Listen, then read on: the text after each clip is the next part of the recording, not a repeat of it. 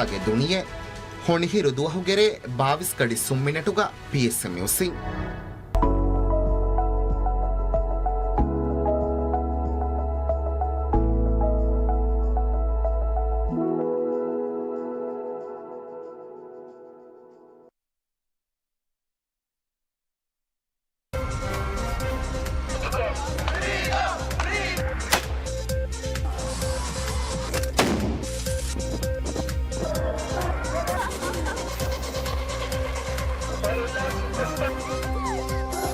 Creating a news agenda that reflects an unbiased view of Asian current affairs without relying on external news sources. Asia Vision, Asian news through Asian eyes. Welcome to AVN, where we bring you the latest stories from around the region and beyond. From cutting-edge innovations in agriculture and aerospace to pressing social issues and untold stories of resilience, we'll explore how different communities are shaping their futures. Let's begin with our top stories.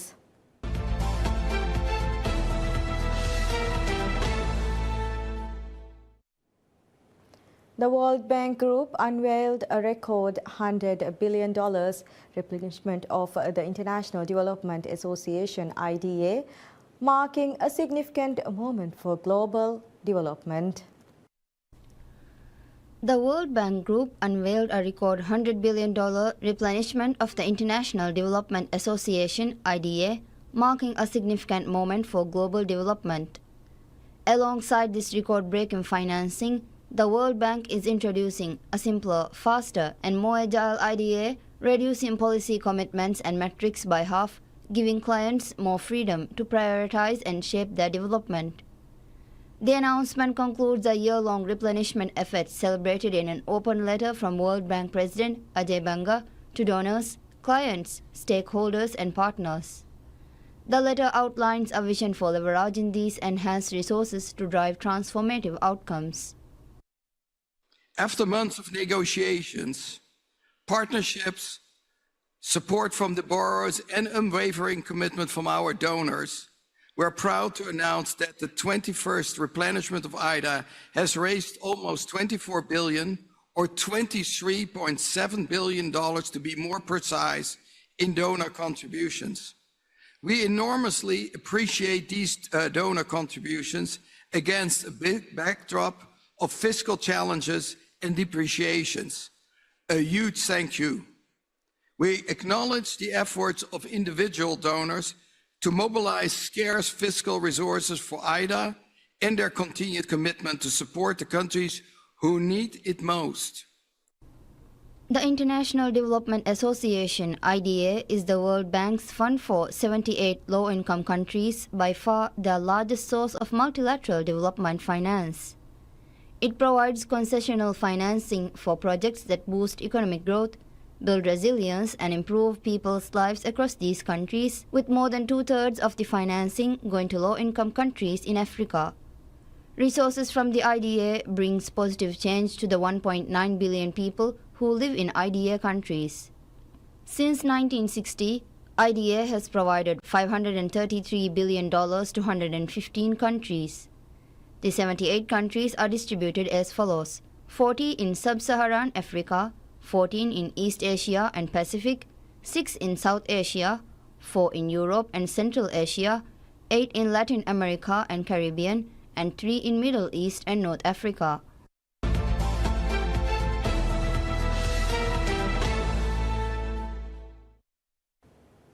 The European Union's Copernicus Climate Change Service, C3S, said that 2024 will rank as the world's warmest since records began, with the current extraordinary high temperatures expected to persist into at least the first few months of 2025. The European Union's C3S said as part of their monthly bulletin on global air surface temperatures for November that this year, 2024, will rank as the world's warmest since records began, with the current extraordinary high temperatures expected to persist into at least the first few months of 2025. It will also be the first year to exceed 1.5 degrees Celsius, 2.7 Fahrenheit, with C3S scientists indicating that 2024 could be as warm as 1.55 degrees Celsius above the pre-industrial average. A concern is sign that reaching the 1.5 degrees Celsius Paris Agreement temperature target is closer than scientists once expected. The expectation for 2024 is first, as I said, that it will be the warmest year on record, but also the first year above 1.5 based on our data, as well as data from other global temperature data sets. Even if we don't have the data for the full year, but that's something that we are virtually certain by now. Based on the data we have available so far, it is likely that it will even be above 1.55. At the outset of this year, it was predicted that the La Niña would form in the second part of 2024, which generally has a cooling effect on global temperatures. The La Niña event has not formed, and C3S scientists predict that near-record average global temperatures will continue into the first months of 2025. The main cause of global warming is the continued burning of oil, coal and natural gas. 2023 was 1.48 degrees Celsius above the pre-industrial average.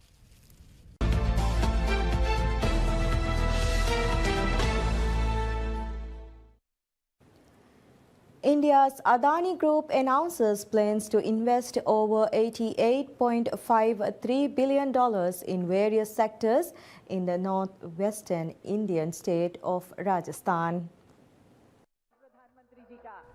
The managing director of Adani Ports, Karan Adani, stated that India's Adani Group is to invest over 7.5 trillion rupees, about $88.53 billion in various sectors in the northwestern Indian state of Rajasthan. He added that more than 50% of these investments will be made over the next 5 years. With over 50% of this investment being made over the next 5 years. Let me elaborate.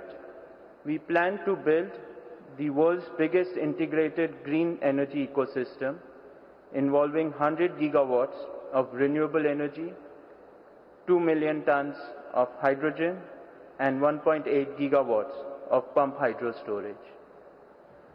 These investments will turn Rajasthan into an oasis of green jobs.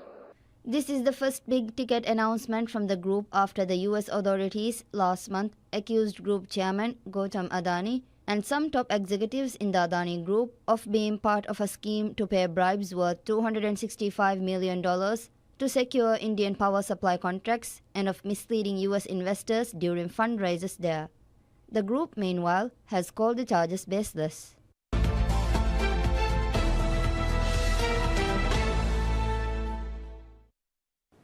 India today said it wanted to continue mutually beneficial relationship with Dhaka with its External Affairs Secretary Vikram Misri, saying Delhi found no reason for disruption of the ties with Bangladesh against a political change.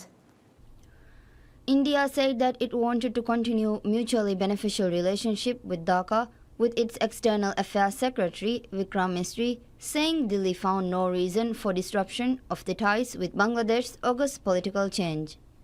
Vikram Misri said in a media briefing after a secretary-level Foreign Office consultation with his Bangladesh counterpart Mohammad Jashimuddin in Dhaka. The top External Affairs Ministry bureaucrats said that there is no reason why this mutually beneficial cooperation should not continue to deliver in the interest of the residents of both nations, adding that Delhi was keen to work closely with Bangladesh's interim government. Misri said that the relationship was reflected on a daily basis in the development projects executed on the ground with Indian assistance and reflected in mutually beneficial engagements in areas including trade, commerce, connectivity, water and energy. He described his talks with Mohammad Jashimuddin as frank, friendly, constructive and cordial, as the FOC allowed them to take stock of the relations and appreciate the opportunity. Misri, however, said they had discussed recent issues and conveyed concerns regarding issues related to the safety of minorities in Bangladesh, where he conveyed the concerns including those related to safety, security and welfare of the minorities.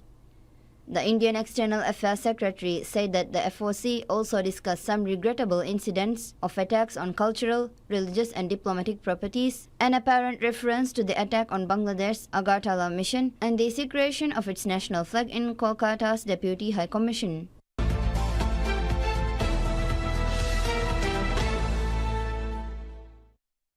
China's first domestically built large-scale floating liquefied natural gas FLNG facility departed on Monday as it heads towards Zhoushan city in East China's Zhejiang province for follow-up outfitting work.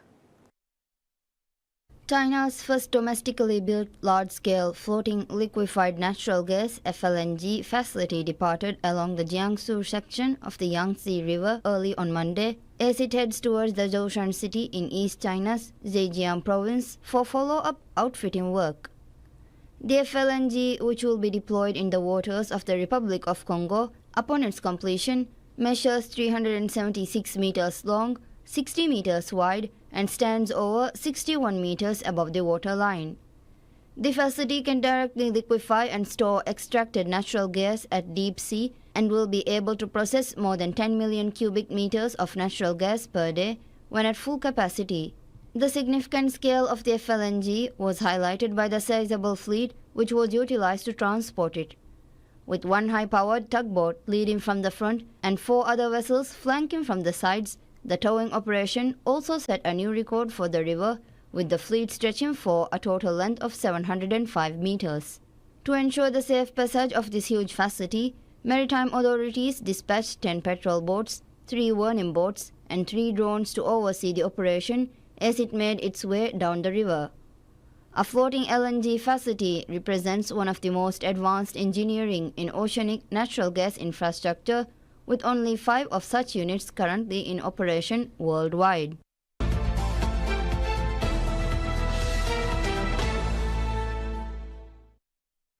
Renting a patch of land to grow vegetables in a shared farm has become a popular trend among city dwellers in Beijing, offering them a unique way to relax and enjoy healthy life.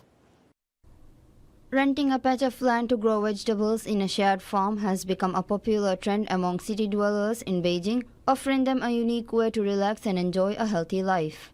Offering more than 300 plots of land ranging from 20 to 120 square meters, a large farm in Haidian district of Beijing has attracted a lot of urban residents, around 70% of whom are retirees, to grow vegetables. Song Fengsheng is one of them. He rented a 60 square meter plot in the farm at a cost of 2,400 yuan, around $329.76 US a year. At another farm in Beijing's Changping district, a dozen people are sharing a greenhouse to grow cabbages, turnips, lettuces, and other seasonable vegetables. Zhang Dongping, a 48-year-old Beijing resident, has become self-sufficient in vegetables since she started to grow vegetables in the greenhouse 5 years ago. Many farms on the outskirts of Beijing have introduced farmland sharing services, allowing city dwellers to plant vegetables while immersing themselves in the charm of rural life.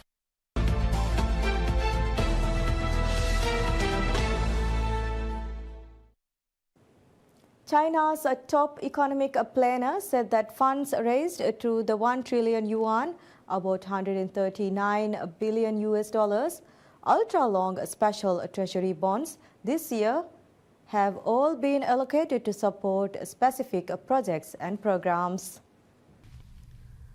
China's top economic planner said that funds raised through the 1 trillion yuan, about 139 billion US dollars, ultra-long special treasury bonds this year have all been allocated to support specific projects and programs. According to the National Development and Reform Commission, NDRC, among the total, 700 billion yuan was allocated to implement major national strategies and build up security capacity in key areas, while 300 billion yuan was channeled to fund equipment upgrades and consumer goods trade-ins. The NDRC listed several projects supported by the funds, including constructing railways, highways and airports along the Yangtze River, building high-standard farmlands in northeast China, and the Shelter Belt program in northeast, north and northwest China.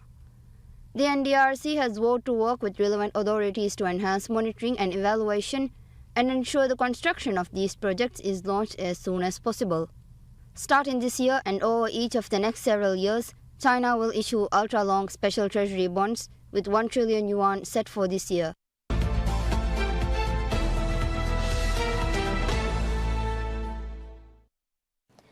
Chinese Foreign Minister Wang Yi co-chaired the 16th meeting of the China-Vietnam Steering Committee for Bilateral Cooperation with Deputy Prime Minister and Foreign Minister of Vietnam, Bui Thanh Son, in Beijing on Tuesday.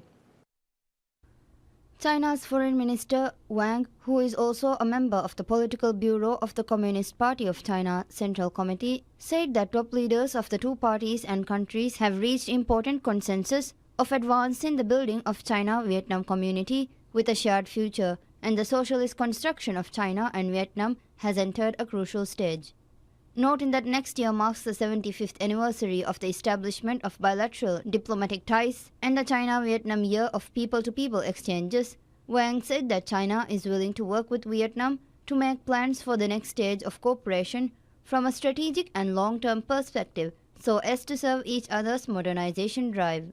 Wang said that the two sides should uphold a stable strategic orientation and maintain high-level exchanges and targeted cooperation. He called on the two countries to consolidate the foundation of security and make good use of the 3+3 strategic dialogue on diplomacy, defense and public security. Wang said that the two sides should build a stable and unimpeded cross-border industrial chain and supply chain and strengthen cooperation in emerging areas, adding that the two sides should also foster people-to-people friendship and support the opening of more flights between the two countries.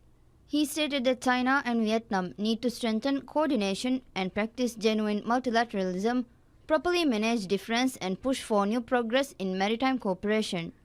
Meanwhile, Vietnam said that it is willing to implement the important consensus reached by the top leaders of the two parties and the two countries, take the 75th anniversary of the diplomatic ties next year as an opportunity, maintain frequent high-level contacts and continuously enhance political mutual trust. Vietnam said that it is ready to deepen mutually beneficial cooperation with China in economy and trade, infrastructure, agriculture, culture, and local affairs, strengthen communication and coordination in multilateral affairs and properly manage differences to push the building of China-Vietnam community with a shared future to a higher level. The two sides held the first meeting of the 3+3 strategic dialogue mechanism on diplomacy, defense and public security on Monday.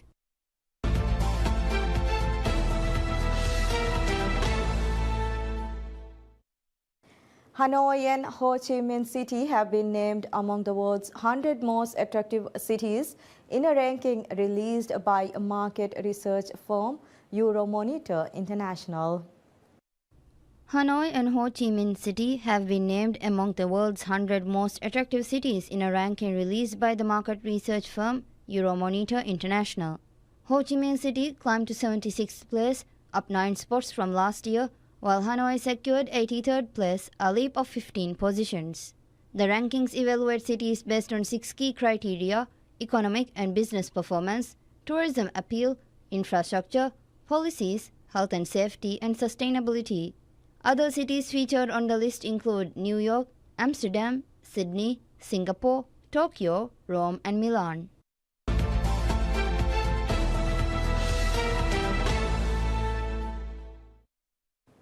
Australia, 4 years since the destruction of hectares of a mangrove forest in Adelaide's north, the South Australian Environment Protection Authority has reached a $100,000 civil settlement against a sold mining company.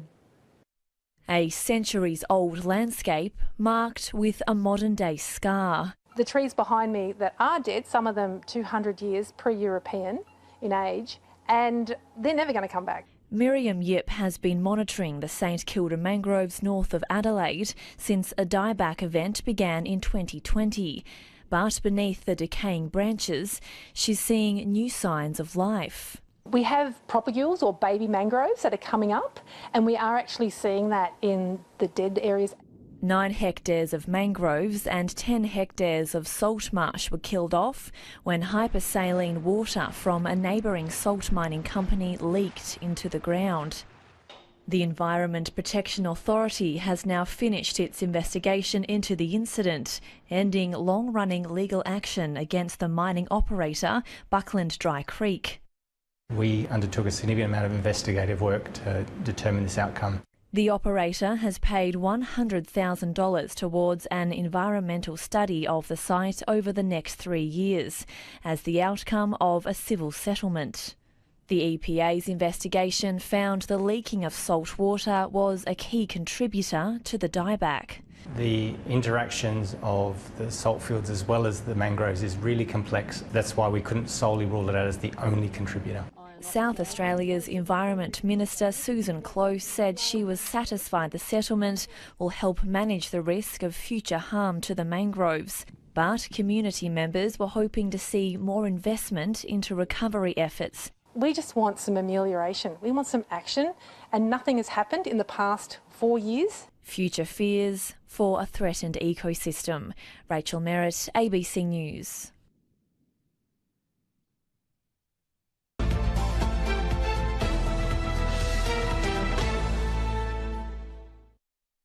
In Australia, it's been dubbed a silent killer by authorities and has claimed the lives of more Australians than any other natural disaster. Emergency services are warning communities not to underestimate the deadly risk of heat waves this summer. Chris Burns is stocking up for the sweltering months ahead. The CEO of a homeless support organisation in Adelaide says when heatwaves strike, his centre becomes a refuge for the city's rough sleepers. We anticipate we will hit near the limits of our capacity over summer. The rising cost of living and housing shortages has seen demand for support increase 30% over the past year, meaning more Australians are struggling to keep themselves cool during extreme weather. Rather than pay the power to have their home air conditioned, they'll come to us. But also if they come to us, they save on groceries because they get to have a meal. The Bureau of Meteorology has forecast warmer than average day and night temperatures across the country this summer. Parts of Queensland, the Northern Territory, Western Australia and New South Wales have already experienced heat waves, a trend which experts say will likely continue into the future. We would expect summers to be warmer than average more often than not, including being in those record summers. With these warmer temperatures, we would expect there to be longer and more frequent heat waves. A new report from the Australia Institute has found South Australia is the second most vulnerable state or territory to the effects of extreme heat, behind the Northern Territory. Port Pirie, Whyalla and Port Augusta are the highest risk areas, with more residents grappling with poverty, age and long-term illness. While the report found vulnerable Australians are most at risk to the effects of extreme heat, the state's emergency services are warning young people in particular not to downplay and ignore the signs of physical stress. We all know that it's really hard to sleep if it's really hot at night. And that in turn means that we're tired, we're perhaps a little bit less inclined to pay attention to what we're doing, and so accidents can happen. On alert for a summer of extremes. Rachel Merritt, ABC News.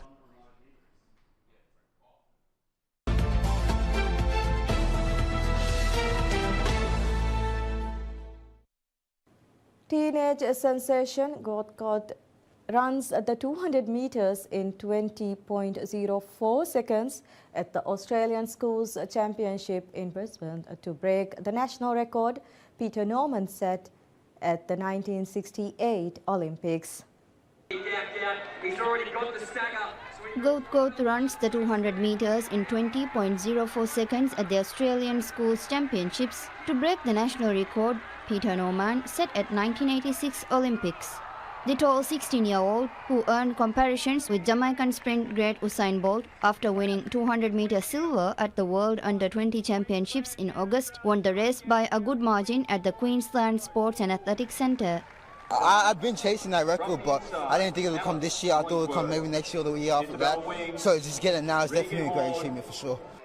His run was clocked at 20.07, but later revised down to take him under the 20.06. Norman posted to win silver behind Tommy Smith in Mexico 56 years ago. Yeah, it's pretty crazy. I mean, right now, I can't really process it. But I guess tonight when I go in my bed, think about it, it'll be pretty crazy, for sure. Smith and bronze medalist John Carlos later famously made Black Power salutes on the podium. The son of migrants from war-torn South Sudan, Goat lives in Queensland town of Ipswich, just down the road of Brisbane, where the Olympics will be held in 2032 when he is 24.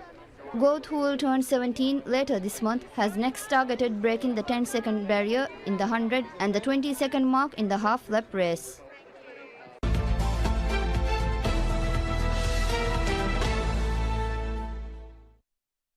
The Birmingham Blade is a wind turbine which was entirely designed by AI for a specific location. Its developers at the University of Birmingham said the turbine is up to 7 times more efficient than a traditional turbine in the wind speeds and urban environment it's intended for. Diane Tu has more. This wind turbine was designed entirely by artificial intelligence for a specific location. And that's why, according to its developers at the University of Birmingham, it's up to 7 times more efficient than a traditional turbine at low wind speeds in the city it's intended for.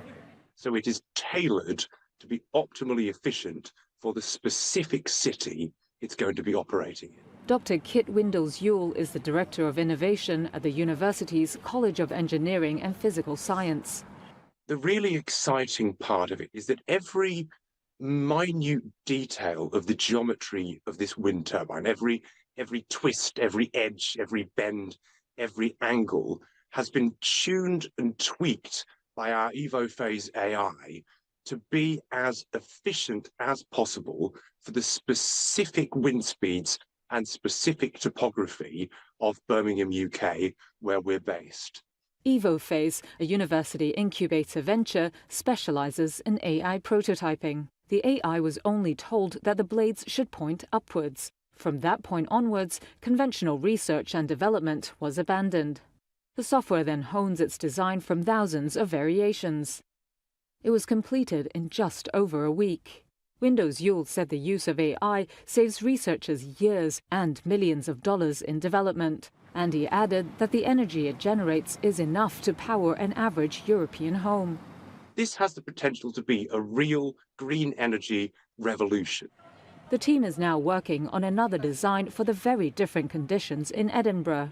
They also want to apply AI-driven design to systems and machines in other sectors, such as catering and chemical manufacturing.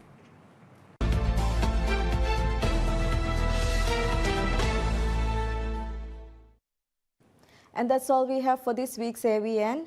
And we'll meet again next week with more updates from around the globe. Have a pleasant time ahead.